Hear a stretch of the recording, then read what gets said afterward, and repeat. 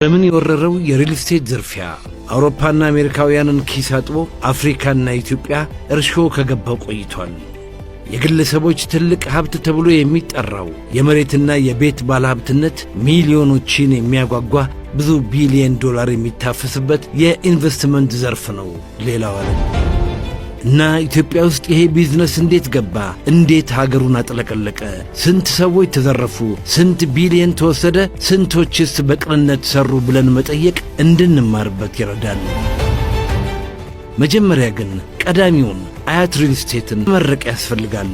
ገና ሲጀምሩ 500 ሺህ ብር ባልሞላ ገንዘብ ቤት ሰርተው ባስረከቡት ዛሬ 20-30 ሚሊዮን ብር የሚያወጣ ትልቅ ንብረት በታማኝነት ሰጥተዋል።